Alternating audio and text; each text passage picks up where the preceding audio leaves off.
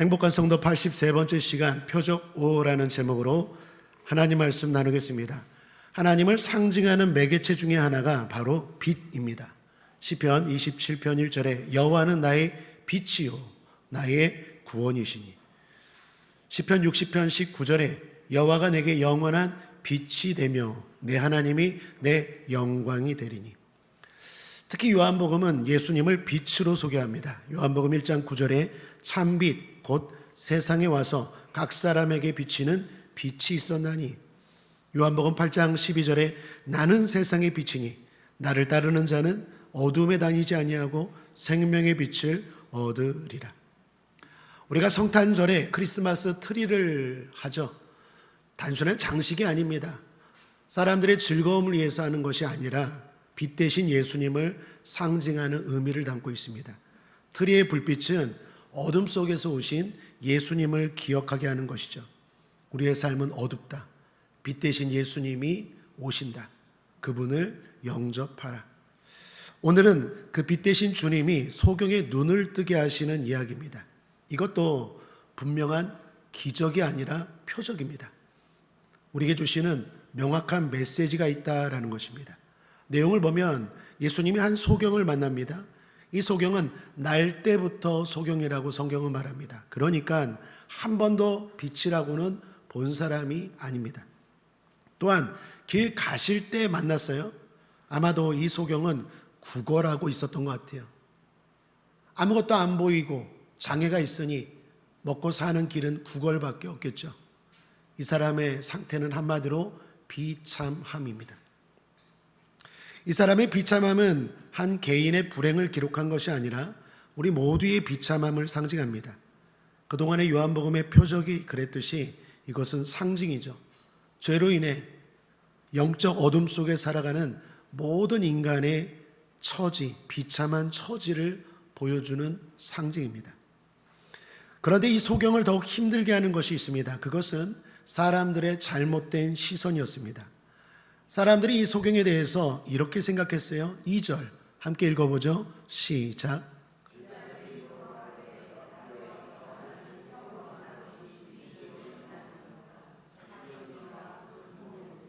네 죄로 인함이오니까. 사람들은 소경을 연민하기보다 오히려 정죄했어요. 당시 사회는 병과 장애를 죄의 결과라고 단정했습니다. 죄를 지었으니까 하나님 앞에 벌을 받아서 병을 얻은 거고 장애를 얻은 거야 라고 생각한 거죠. 실제로 그럴 수 있습니다. 성경을 보면 죄로 인해 질병이 임한 경우도 있어요. 예를 몇 군데 들면 민수기 12장 10절입니다. 구름이 장막 위에서 떠나갔고 미리암은 문둥병이 들려 눈과 같더라. 아론이 미리암을 본즉 문둥병이 들었는지라. 미리암은 죄로 인해서 문둥병이 임했어요. 시편 말씀에도 보면 시편 89편 32절에 내가 지팡이로 저희 범과를 다스리며 채찍으로 저희 죄악을 징책하리로다. 하나님이 우리의 죄를 다스릴 때 질병을 통해서 다스리기도 해요. 또 시편 107편 10절 11절에 여러분 한번 읽어보죠. 시작.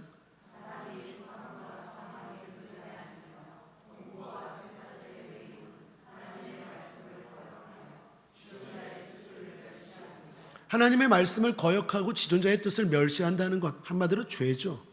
죄를 지으면 우리 가운데 하나님이 고통을 허락하시는데 그 고통 중에 하나가 질병이고 장애이고 가난이고 사건이고 사고고 불행한 일들이 임합니다. 그러므로 죄와 질병은 연관이 있을 수 있습니다. 또한 지난 시간에 나눈 말씀 기억나십니까? 38년 된 병자를 주님이 일으키셨죠. 그리고 마지막에 당부하실 때 이렇게 당부하십니다. 여러분 읽어보죠. 요한복음 5장 14절 시작.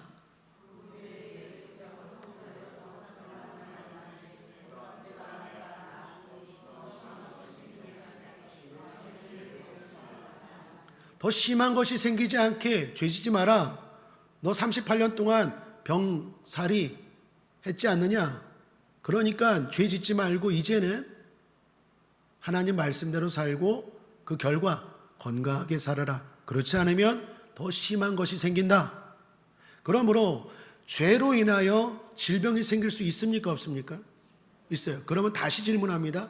모든 질병과 장애는 죄로 인한 것입니까? 그건 아니에요. 그건 아니에요. 특히 오늘 본문의 이 사람도 마찬가지입니다. 3절을 보십시오. 주님이 명확하게 말씀하십니다. 여러분 읽어보죠. 시작.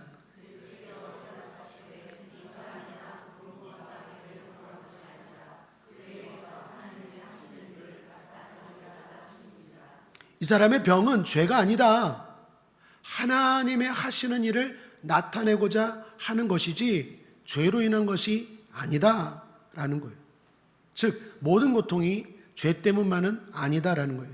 때로는 고난을 통해 하나님의 역사가 드러나는 경우도 있다라는 거예요. 뿐만 아니라 의롭게 살아도 질병이 생기고 고난도 있다라는 거예요. 자, 중요한 건 우리의 태도입니다. 병에 걸린 사람의 원인이 죄로 인한 것이든 아니든 병자를 대하는 우리의 태도는 무엇이어야 되겠습니까? 긍휼입니다. 사랑입니다. 무조건적인 긍휼과 사랑으로 아픈 사람, 병든 사람, 장애가 있는 사람을 대해야 될 줄 믿습니다. 판단은 하나님이 하시는 거고 우리는 정죄가 아니라 사랑으로 대해야 돼요. 그러므로 우리 옆 사람과 한번 이렇게 인사하겠습니다. 많이 힘드시죠? 제가 기도하겠습니다.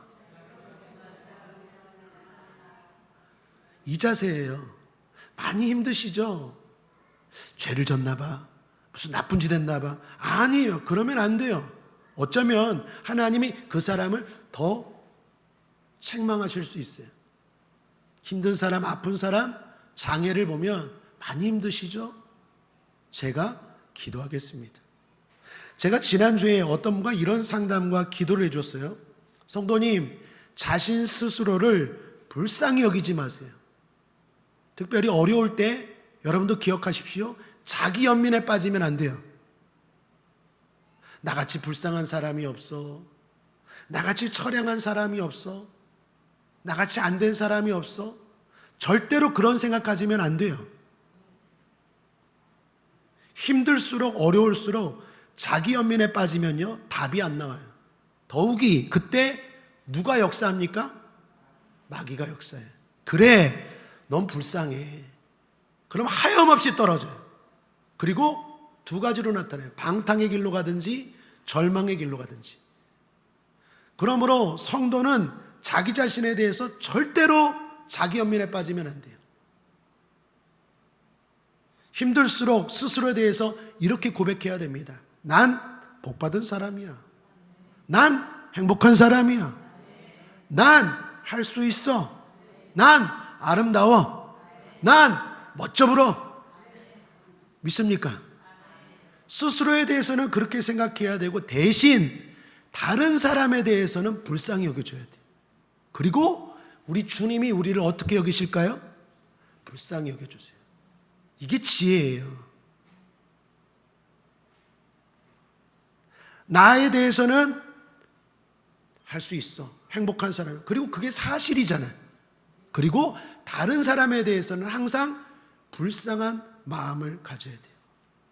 그래서 제가 그런 마음으로 상담을 하고 간절히 기도해 주었어요. 그리고 성도님에게 이렇게 말했어요. 성도님, 저도 불쌍히 여겨주세요. 목사도 불쌍할까요? 안 불쌍할까요? 여러분 대답이 이상하시네. 목사도 불쌍해요. 서로 불쌍히 여겨줘야 돼요. 그러나 자기가 자기에 대해서는 절대로 불쌍하지 않아요. 특별히 아픈 사람, 병든 사람, 가난한 사람 있습니까? 더욱더 그 사람들은 불쌍하다는 생각 가지면 안 돼요. 사탄아 물러갈지어다. 우리처럼 행복한 사람이 없고 우리처럼 복받은 사람이 없어요. 그런데 안타깝게도 소경은 그런 위로를 받지 못하고 정죄를 받았습니다. 오히려 사람들의 잘못된 신학과 편견이 그의 고통을 더욱 깊게 만들었어요. 위로가 필요한 사람에게 사람들은 더욱더 큰 상처를 준 거죠. 심리학자들에 따르면요, 사람들은 아무리 삶이 힘들고 어려워도 곁에 4명만 있어도 버틸 수 있대요. 어떤 어려움도.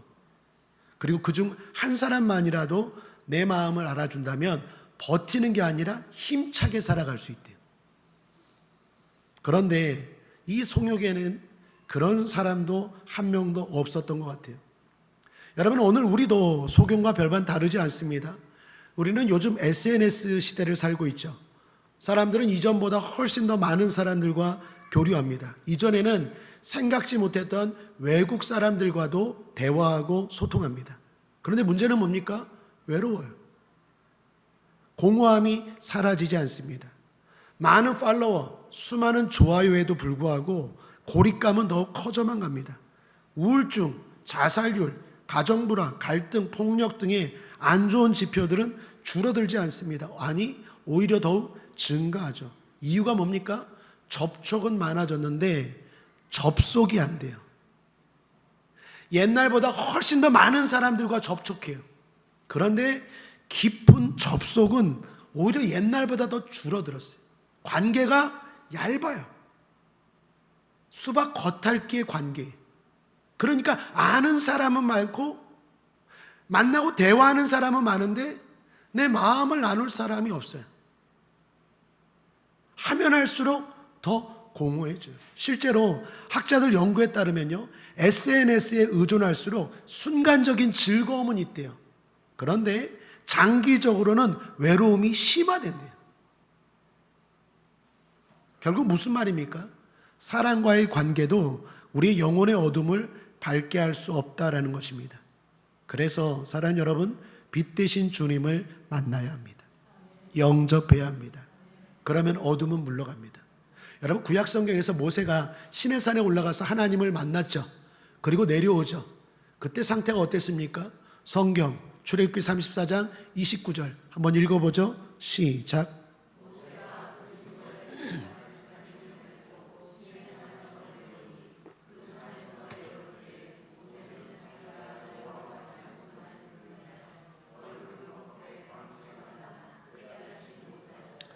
하나님을 만나고 내려왔을 때 나타난 현상 중에 하나가 광채였어요. 본인은 모르는데 광채가 난대요. 저는 이게 뭔 말인지 알아요.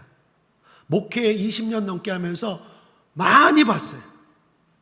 교회를 오는 성도님들의 모습을 보면 하나같이 어두워요. 근심, 걱정, 염려 가운데, 어둠 가운데 또 무슨 죄들을 지었는지 어두워요. 근데 예배를 드려요. 찬송을 불러요. 기도를 해요. 은혜를 받아요. 돌아갈 때는 어떨까요? 얼굴이 환해지. 감정의 변화가 아니에요. 영혼 깊은 곳이 채워지는 거예요.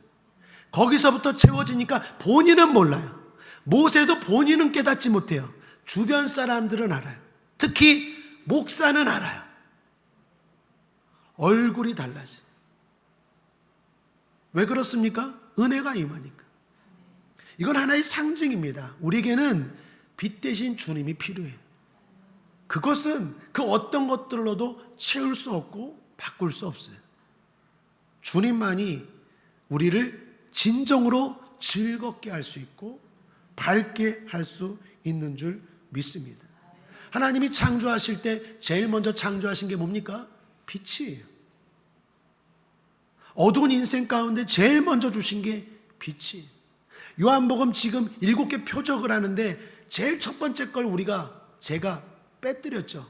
지난주 했기 때문에 아마도 마지막에 해야 될 것 같아요. 그래서 오늘 요한복음 표적 5이지만 실제적으로는 6번째입니다. 여러분, 첫 번째 표적이 뭡니까? 예수님이 첫 번째로 행한 게 뭡니까? 가나의 혼인잔치, 기쁨이. 주님은 우리 어두운 인생, 슬픈 인생에게 기쁨을 주세요. 밝음을 주시는 분이에요. 그 주님이 예비하신 천국도 어떻습니까? 어둡습니까? 밝은 천국이에요. 요한계시록에 요한은 이렇게 기록합니다. 요한계시록 21장 23, 25절 여러분 읽어보죠. 시작.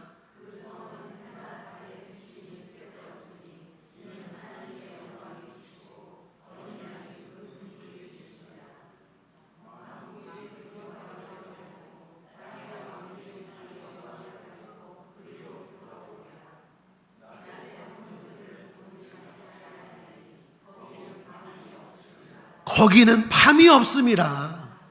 천국은 밤이 없어요. 어두운 곳이 아니에요. 밝은 천국이. 찬송가 502장 태산을 넘어 험곡에 가도도 천국을 어떻게 표현합니까? 밝고 명랑한 천국이. 그러므로 어두운 우리 인생 가운데 주님이, 빛 대신 주님이 필요합니다.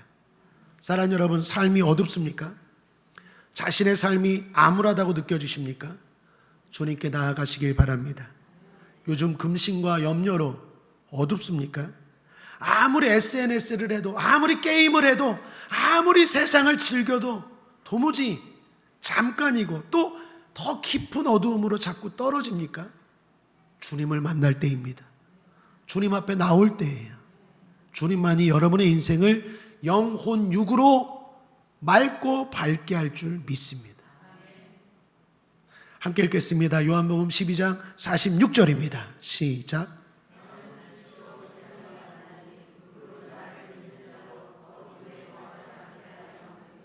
할렐루야. 자, 그럼 어떻게 주님 앞에 나아갈까요? 당연히 믿음입니다. 그런데 오늘은 좀 더 구체적으로 그 믿음에 대해서 좀 더 살펴보겠습니다. 오늘 이야기를 통해서 세 가지의 교훈을 얻고자 합니다. 첫 번째, 한번 따라하겠습니다. 순종의 믿음. 자, 오늘 주님은 소경을 만나 주셨어요. 그리고 소경의 눈을 치료해 주십니다. 어둠에 있던 사람을 밝게 하시는 주님이에요. 자, 그런데 치료 과정이 좀 복잡해요. 그냥 주님은 말씀 한마디로 소경의 눈을 치료하시지 않으십니다. 또는 안수나 터치 한 번으로 소경의 눈을 치료하지 않으세요. 주님은 분명히 그렇게 하실 수 있고 그렇게 하신 적도 많습니다. 그런데 이 소경에게는 그렇게 하지 않았다라는 걸 주목하셔야 돼요. 먼저 침을 뱉으셨어요. 손에. 그것도 침을 많이 뱉었어요. 왜요? 흙을 이겼다고 말해요. 흙을 가지고 침을 한 번 뱉은 게 아니에요. 흙이 이렇게 진흙이 되려면, 이렇게 눈에 이렇게 붙이려면 한 번 택 뱉으면은 뭐 가래는 되겠지만 한 번으로 되겠습니까? 아마도 택택택택 침 많이 뱉었을 거예요. 주님이 택택택택택 뱉으시고 흙을 막 이렇게 해갖고 진흙을 만든 거예요. 그리고 소경의 눈에다 이걸 붙이셨어요. 바르셨다고 성경은 말해요. 붙였어요. 그리고 실로암 연못에 가서 씻으라고 말합니다. 자, 왜 이렇게 하셨을까요? 말씀 한마디로 고칠 수 있는 분입니다. 안수 한 번으로도 치료할 수 있는 분인데 왜 이렇게 좀 더럽게 이런 과정을 거쳐서 소경에게 치료하셨을까요? 그건 순종의 믿음이에요. 여러분, 지금 소경에게 주님은 순종의 믿음을 요구하시는 거예요. 자, 생각해 보십시오. 대부분의 병자들은 예수님이 찾아가셨습니까? 병자들이 주님께 찾아갔습니까? 병자들이 주님께 찾아갔어요. 내 질병이 고통받을 거라는 기대감을 가지고 어떤 어려움도 뚫고 의지를 가지고 주님 앞에 나아갔어요. 그런데 이 소경은 그게 없어요. 그냥 주님이 길을 가시다가 불쌍한 거예요. 불쌍한데 치료해 주고 싶어요. 그러나 여러분 기억하셔야 돼요. 불쌍하다고 치료하지 않고 불쌍하다고 구원하지 않아요. 믿음이 있어야 돼요. 주님이 일을 하실 때는 항상 믿음이 있어야 돼요. 구원은 은혜이지만 축복은 믿음이에요. 이 사람에게는 믿음이 없어요. 주님이 그냥 불쌍은 하지만 안타까운 마음은 들지만 믿음을 보여야 치료하고 믿음을 보여야 복을 주고 믿음을 보여야 하나님의 능력이 나가는 거예요. 근데 이 사람은 믿음이 없어요. 그러니까 주님이 지금 이런 과정을 통해서 뭐 하시는 겁니까? 너 믿음을 가지라는 거예요. 기대감을 가지라는 거예요. 너를 지금 내가 치료하려고 침 뱉고 흙 개고 이런 과정을 통하여 내가 낫겠다, 나을 수도 있겠다, 이런 기대감을 가지라는 거예요. 그리고 결정적으로 실로암 못에 가서 씻으라, 순종하라는 거예요. 그렇게 했더니 나은 줄 믿습니다. 사랑하는 여러분, 오늘 우리도 그렇습니다. 빛 되시는 주님 앞에 나아가 밝은 삶을 사는 길은 믿음입니다. 순종하는 믿음입니다. 다른 어떤 것도 필요 없어요. 똑똑함도 필요 없고 그 어떤 준비도 필요 없습니다. 순종하는 믿음만 있으면 됩니다. 주님은 여러분 삶 속에서 많은 일들을 행하셨을 것입니다. 침을 뱉고 흙을 이기신 것처럼 여러분 삶에 믿음을 주시기 위해서 여러 작업들을 행하셨을 거예요. 여러분은 그것을 보셨을 것이고 생각했을 거예요. 이것은 분명 주님이 하신 일이라고. 또한 주님이 소경의 눈에 바르고 말씀하셨어요. 발랐다라는 건 느낌이죠. 말씀했다라는 건 들림이죠. 우리의 삶에도 분명히 느꼈을 거예요. 이건 내가 한 일이 아니야. 이건 주님이 하신 일이야 라는 게 느껴졌을 거예요. 들려졌을 거예요. 하나님이 행하신 일임이 깨달아지고 들려졌을 거예요. 그렇다면 이제 필요한 게 뭡니까? 순종하는 믿음이. 믿고 순종하면 주님은 어떤 것을 가지고도 우리의 삶을 밝게 하실 줄 믿습니다. 여러분, 오늘 주님이 소경의 눈을 치료하실 때 사용한 건 뭐였습니까? 침과 흙이었어요. 왜 침과 흙일까요? 침은 부정함입니다. 여러분, 누군가 이렇게 침을 탁 뱉으면 기분이 좋습니까? 안 좋습니까? 안 좋죠. 성경도 마찬가지입니다. 성경 한 구절 읽어볼까요? 레위기 15장 8절입니다. 시작.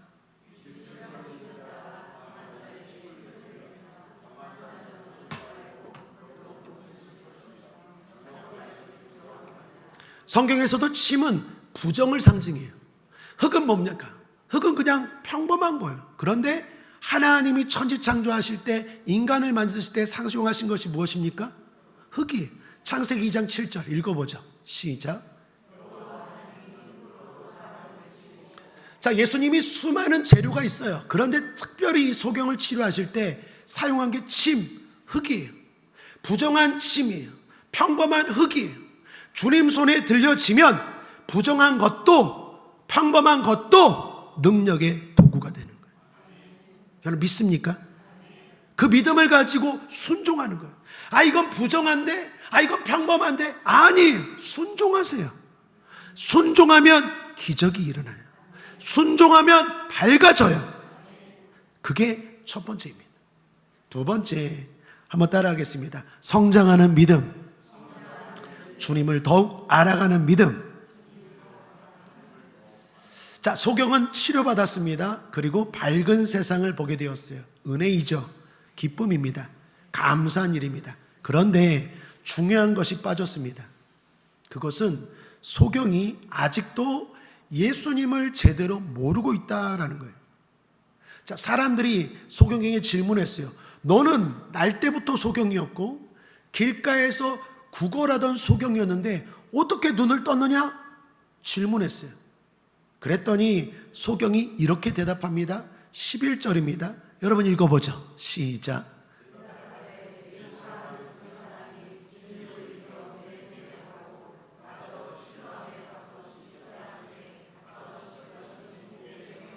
자, 소경이 예수님에 대해서 뭐라고 말합니까? 예수라 하는 그 사람이래요. 소경은 예수님의 기적을 경험했어요. 은혜를 경험해서 눈을 떴는데도 불구하고 소경은 예수님을 누구라고 생각해요? 사람으로 생각해요. 여전히 사람으로 생각해요. 예수님을 뭐라고 여겨야 됩니까?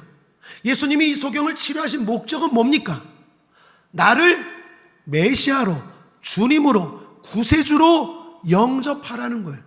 그런데 소경은 눈은 떴지만 아직도 예수님이 누구신지를 몰라요. 영접은커녕 예수님이 누구신지 제대로 몰라요. 여러분, 우리도 그렇습니다. 알게 모르게 하나님의 은혜를 많이 경험했지만, 알게 모르게 하나님의 축복을 많이 받았습니다. 때로는 치료도 받고 때로는 문제 해결도 받았지만 하나님이, 주님이 누구인지 모를 때가 많아요.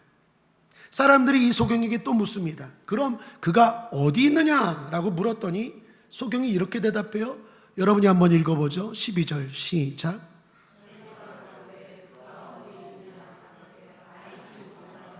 알지 못한대요.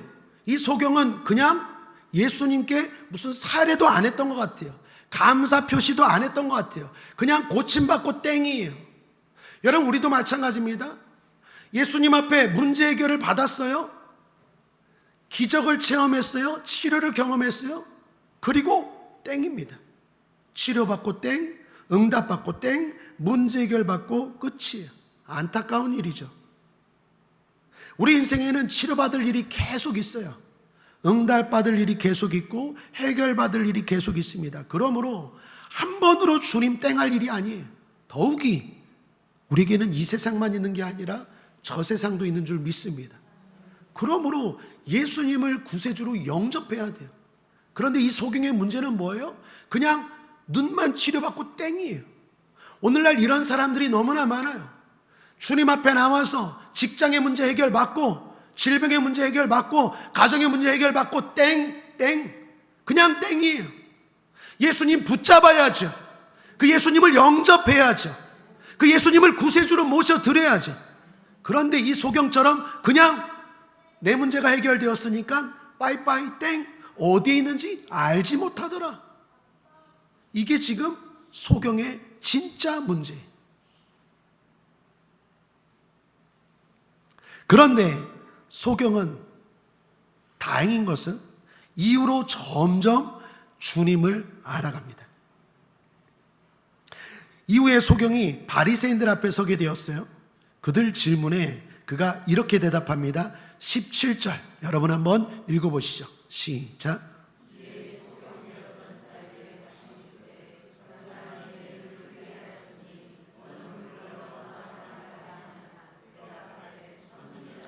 자, 소경이 뭐라고 대답했다고요? 선지자. 많이 발전했어요. 처음에는 예수님을 뭐라고 했습니까? 사람이에요, 사람. 그 사람이에요. 그 다음 두 번째는 어디에 있는지 알지도 못해요. 그냥 한번 교제도 끝났어요. 뭐 연락처라도 받아야 되는 거 아니에요?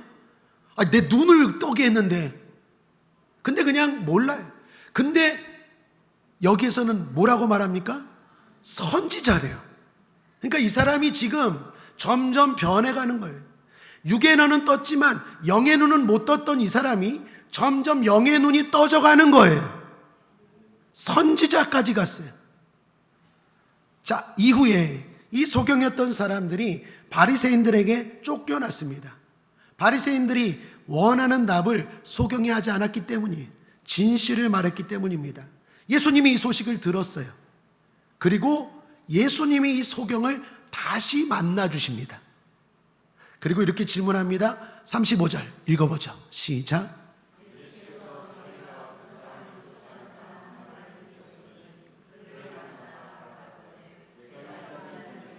자, 예수님이 이제 본격적으로 이 사람의 육의 눈이 아니라 영의 눈을 뜨게 하기 위해서 질문합니다. 내가 인자를 믿느냐?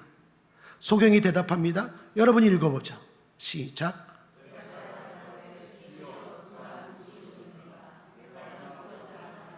믿고자 한대요. 주님이 이제 되었구나. 이전에 이렇게 물었으면 소경은 그런 대답 못했을 거예요.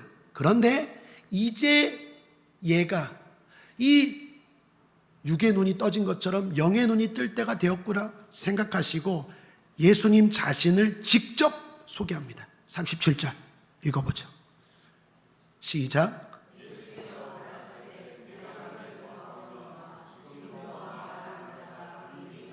자, 이 질문에 이제 중요합니다. 소경이 어떻게 대답하는지 마지막 한번 읽어보죠. 시작. 자, 한번 따라하겠습니다. 주여. 예수님에 대한 호칭이 달라졌어요. 주여, 정답입니다. 주여가 되어야 돼요. 여러분, 문제 해결만 받고 땡하면 안 돼요. 병 고침 받고 땡하면 안 돼요.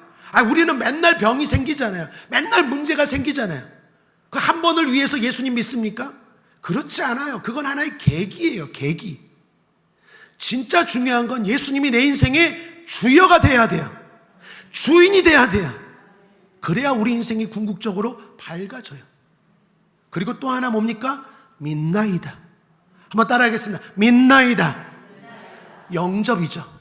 지난 시간에 나눈 것처럼 영접이에요. 영접해야 돼요. 그리고 따라하겠습니다. 절이 뭡니까? 그에 합당한 행동이에요. 주여 믿나이다 절하니라. 이게 3종 세트예요. 이 소경의 완전한 변화를 보여주는 거예요. 드디어 예수님을 제대로 영접한 거예요.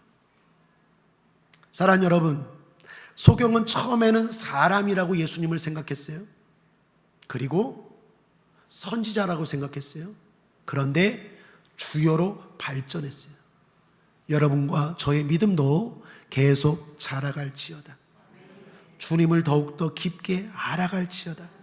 제대로 알고 맑고 밝은 삶을 살아갈지어다. 에베소서 4장 13절입니다. 우리가 다 하나님의 아들을 믿는 것과 하는 일에 하나가 되어 온전한 사람을 이루어 그리스도의 장성한 분량이 충만한 데까지 이르리니. 우리의 믿음이 계속해서 자라가길 바랍니다. 이쯤이면 됐다? 아니에요. 아직도 영안이 좀 덜 열렸어요.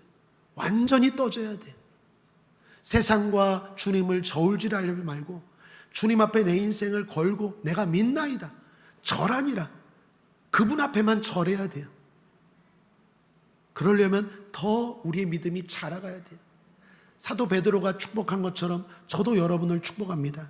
베드로후서 3장 18절, 오직 우리 주 곧 구주 예수 그리스도의 은혜와 절 아는 지식에서 자라가라. 영광이 이제와 영원한 날까지 저에게 있을지어다. 자, 마지막 셋째, 일하는 믿음입니다. 한번 따라하겠습니다. 일하자. 자, 주님을 진정으로 알았다면, 주님을 제대로 만났다면 나타나는 결과가 뭘까요? 일합니다. 주님을 위해서 일해요. 가만히 있을 수가 없어요. 특별히 어떤 일을 할까요? 전하는 일을 해요. 요한복음 4장에 보면 수가성 여인이 예수님을 만나고 어떻게 했습니까? 동네에 가서 내가 만난 예수를 와 보라, 전하죠. 빌립이 예수님을 만나고 친구 나다나엘에게 가서 어떻게 합니까? 내가 만난 예수를 와 보라. 예수를 제대로 만나면 일을 해요. 근데 그 일의 대표적인 건 전하는 일을 해요. 여러분, 당연하지 않습니까? 천국 가는 길을 알았어요. 내 인생이 밝아지는 비법을 알았어요. 그러면 나만 알고 있겠습니까? 내 사랑하는 자녀와 가족과 친구에게 전하겠습니까? 당연히 전하죠. 가만히 있지 않아요. 전할 수밖에 없어요. 오늘 본문에서도 주님은 이렇게 말씀하십니다. 4절 여러분 읽어보죠. 시작.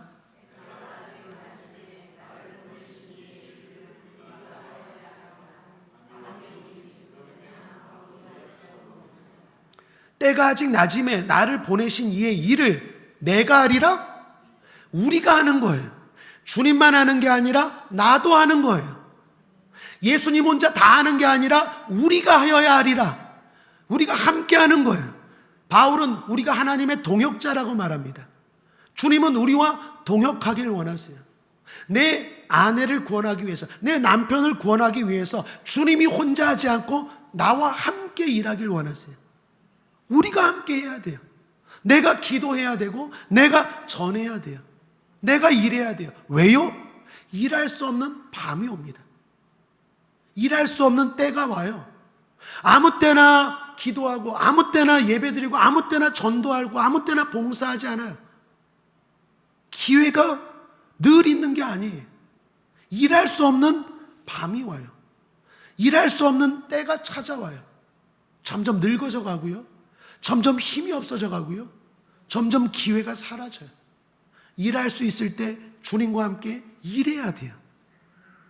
전하는 일해야 돼요. 한 성도님이 예배 후에 이렇게 고백합니다. 예배 전에는 마음이 어렵고 우울하고 슬펐는데 예배를 드리고 나서 마음이 밝아졌대요. 기뻤대요. 그리고 그 다음 주에 가족에게 전도를 했어요. 그리고 또 그 다음 주에 친구를 데리고 왔어요. 여러분, 이게 당연한 거예요. 내가 예수를 제대로 만나면 반드시 일하게 됩니다. 이 소경도 그 다음에 뭐 했을까요? 일했을 거예요. 나의 눈을 뜨게 하신 그 주님을 보게 했을 거예요. 우리도 마찬가지입니다. 우리도 옛날에 소경 아니었습니까? 영적인 소경. 어디서 와서 무엇을 하고 어디로 가는지 모르는 영적인 소경. 세상에서 방황하며 살던, 내 힘과 내 능력을 의지하고 철부지처럼 살았던 영적인 소경 아니었어요? 그런데 주님의 은혜로 말미암아 눈이 떠진 우리인 줄 믿습니다. 그렇다면 이제 전해야 되겠죠. 증거해야 되겠죠. 자, 그렇다면 이제 마지막 중요한 거 하나 남았어요. 그게 뭘까요? 실로암입니다. 여러분, 예수님은 소경의 눈을 고치실 때 실로암에 가서 씻으라라고 하셨어요. 꼭 실로암 연못입니다. 아무 연못 아니에요. 실로암에 가서 씻어야 돼요. 그리고 오늘 성경 7절은 실로암이라고 해놓고 굳이 그게 무슨 뜻인지 가로를 열고 이례적으로 설명을 해요. 여러분 읽어보죠. 시작.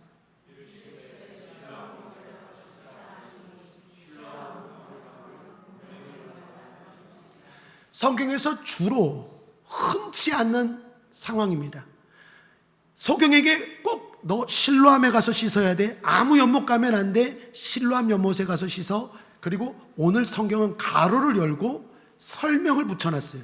실로암은 번역하면 뭐라고요? 보냄을 받았다라는 뜻이라고요. 자, 그렇다면 이제 중요한 것 하나가 남았죠. 이 주님이 보내는 곳, 그곳이 실로암입니다. 거기서 씻어야 되고, 거기서 눈을 떠야 되고, 거기서 주님을 더 알아가야 되고, 거기서 주님의 일을 해야 돼요. 그러면 우리에게 실로암은 어디일까요? 우리에게 실로암은 어디일까요? 주님이 우리를 보내신대요. 실로암은 보냄을 받은 곳이에요. 주님은 우리를 어디로 보내셨습니까? 교회라고만 하면 섭섭하죠. 앞에가 빠졌잖아요. 그죠? 영종국제아모니교회가 들어가야지. 의심하시네. 다시 우리의 눈이 씻어지고, 우리의 눈이 떠지고, 우리의 어두운 인생이 밝아지고, 내가 문제가 생길 때마다 해결받고, 그리고 내가 주님을 점점 더 알아가고, 내가 주의 일을 열심히 해서 복을 받고 상을 받는 실로암이 저와 여러분에게 어디입니까? 그래요. 딱 한 분 빼고 다 대답하시는데 그 한 분을 위해서 의심이 들 수 있어요. 그렇기 때문에 이 이야기는요, 구약 성경에 예수님이 나아만 장군의 이야기를 염두하고 하신 거예요. 여러분, 나아만 장군 이야기 아시죠? 아람이라는 군대에 나아만이라는 장군이 있었어요. 돈도 있습니다. 힘도 있습니다. 권력도 있습니다. 그런데 이 사람에게 뭐가 있어요? 문둥병이라는 불치병이 있어요. 이 사람이 다 있는데 이게 해결이 안 돼요. 돈으로도 해결 안 되고 힘으로도 해결 안 돼요. 그러다가 소식을 하나 듣죠. 저기 이스라엘 유대 땅에 가면 하나님의 종이 있는데 그 사람에게 가면 치료받는다. 그래서 보물을 싸들고 이 아람의 군대 장관 나아만이 이스라엘로 내려오죠. 그때 선지자가, 그때 하나님의 종이 엘리사였어요. 엘리사가 이 나아만 장군을 만나줍니까? 안 만나줍니까? 안 만나줘요. 그리고 종을 하나 보냅니다. 그리고 만나주지도 않고 저기 요단강에 가서 씻으래요. 나아만 장군이 그때 보인 반응이 뭐죠? 분노였어요. 의심이었어요. 자존심이 상했어요. 그래도 내가 명색이 아람의 군대 장관인데, 그래도 내가 왔으면 아무리 하나님의 종이어도 달려나와서 뭔가 안수를 하든지 뭔가 병을 고쳐줘야지. 그냥 종 하나 딱 보내서, 그리고 그것도 요단강에 가서 씻으래. 이 요단강도 나아만은 마음에 안 들었어요. 왜? 내가 사는 아람에는 아르바 강이나 또 바리벨 강이나 이 요단강보다는 훨씬 더 깨끗하고 큰 강이 있는데, 요단강이 말만 강이지 그냥 개천이에요. 거기서 씻으라고? 체면이 말이 아니에요. 자존심이 말이 아니에요. 화가 엄청났어요. 그래서 의심하고 돌아가려는데 주변에서 어떻게 합니까? 장군, 왜 그러십니까? 여기 지금 폼 잡으러 왔습니까? 교회 폼 잡으러 왔습니까? 해결 받으러 왔잖아요. 겸손하셔야죠. 더 힘든 거 하라 그래도 안 하겠습니까? 불치병이 고침받는데 왜 정신 못 차리십니까? 또 덜 아팠네 라는 말은 안 했을 거예요. 그러나 아무튼 그런 이야기를 듣고 나아만 장군이 어떻게 해요? 깨닫고 순종해서 요단강에 들어가죠. 그리고 그것도 말 그대로 7번 온전히 순종합니다. 그랬더니 낫게 되죠. 여러분 읽어보죠. 성경 열왕기하 5장 10절부터 쭉 읽어봅니다. 시작.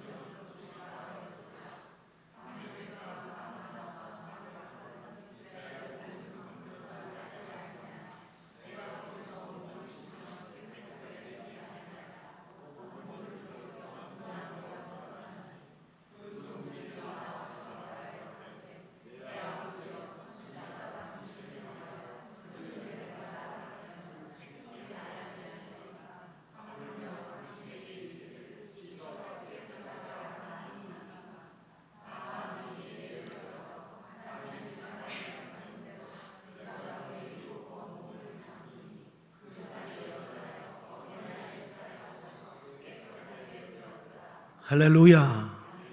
여러분 여기 노한 나아만이 치유받은 건 결국 순종하는 믿음 때문이었습니다. 그러나 혼자서 순종이 됐습니까? 안 됐어요. 옆에서 붙들어주는 사람이 있었기에 가능했어요. 여러분 오늘 우리도 그렇습니다. 주변에 바로 순종하지 못하는 사람들이 있어요. 그렇게 많이 주님의 은혜를 경험하고도 여전히 의심하는 사람들이 있어요. 심지어 자존심 조금 상했다고 화까지 내며 돌아가려는 신앙생활하는 사람들이 있어요. 어떻게 해야 됩니까? 말려야 돼요. 붙들어줘야 돼요. 정신 차리라고. 지금 내 문제가 해결받기 위해서 이거보다 더한 것도 할 수 있는데 정신 차리라고 붙들어주고 말려야 돼요. 그리고 순종의 강으로 인도해야 돼요. 여러분 또한 우리 스스로도 그렇습니다. 의심 없이 잘 순종하다가도 어떤 때는 또 어떻습니까? 의심하죠. 과연 될까? 또한 자존심 상했다고 화를 냅니다. 그리고 순종의 자리에서 자꾸 떠나려 해요. 나아만처럼. 그러면서 이렇게 말하죠. 여기보다 훨씬 더 깨끗한 강, 훨씬 더 좋은 강, 아르마나 바르발 강이 있는데 그러면서 떠나려고 해요. 여러분 여기가 저와 여러분의 실로함이에요. 하나님이 저와 여러분 여기 보내신 줄 믿습니다. 내가 우연히 여기 이사 와서 이렇게 만났다고요? 천만의 만만의 말씀. 하나님의 사람들에게는 우연이 아니라 섭리예요. 하나님이 저와 여러분 여기 보내신 줄 믿습니다. 제가 그랬어요. 제가 신학교 졸업할 때 저는 순복음 아닙니까? 모든 사람들이 졸업할 때 여의도 순복음교회 시험을 보는 거예요. 저보고도 시험 보라고. 그리고 저도 여의도 순복음교회 추천을 해주겠다는 사람도 있었어요. 그런데 제가 기도해 보니까 저는 여의도가 아니에요. 저는 어디입니까? 인천이에요. 인천. 하나님이 나를 거기로 보내셨어요. 나는 그걸 확실히 믿고 인천에서 열심히 사역했어요. 거기서 병고침도 받고 문제 해결도 받고 사역의 은혜도 경험하고 또 주님도 더 알아갔어요. 또 주의 일도 열심히 했어요. 16년이 되었어요. 이제 개척을 해야겠다. 개척을 해야겠다는 소식을 듣고 주변의 장로님들 여러분들이 접근을 했어요. 그리고 제안도 하고 권면도 했어요. 대부분이 서울 수도권이었어요. 그래서 거기서 개척을 할 줄 알았는데 하나님이 기도하는데 저를 어디로 보내셨어요? 어디로 보내셨어요? 영종도로 보내셨어요. 저는 여기가 우리 가족들도 있지만 여기로 분명히 하나님이 보내셨어요. 그리고 여기 와서 지금까지 9년 동안 하나님 앞에 은혜를 경험하고 응답을 받고 내 인생이 더 밝아지고 또 주님을 더 알아가고 또 주의 일도 9년 동안 열심히 한 줄 믿습니다. 여러분, 결론입니다. 여기가 실로암이에요. 여기서 씻음 받길 바랍니다. 여기서 여러분 인생이 밝아질지어다. 여기서 주님을 더 알아가십시오. 여기서 육의 눈만 아니라 영의 눈이 떠질지어다. 여기서 주님 앞에 일하십시오. 그럴 때 하나님 앞에 큰 복과 상이 이 땅에서뿐만 아니라 저 하늘에서도 있을 줄 믿습니다. 말씀을 정리합니다. 행복한 성도 83번째 시간으로 표적 5라는 제목으로 은혜를 나누었습니다. 어두운 인생이 밝게 되는 길은 예수님께 나아가는 길뿐입니다. 순종하는 믿음에서 주님을 알아가는 믿음으로, 그리고 일하는 믿음으로 더욱 자라갑시다. 여기 하모니 교회가 저와 여러분의 실로암인 줄 믿습니다. 예수 승리! 기도하겠습니다. 주님 감사합니다. 이곳 실로암에서 치료받기를 원합니다. 씻음 받기를 원합니다. 해결 받기를 원합니다. 믿음이 자라가기를 원합니다. 주의 일 하기를 원합니다. 성령님 함께하여 주시옵소서. 예수님의 이름으로 축복하고 기도했습니다. 아멘.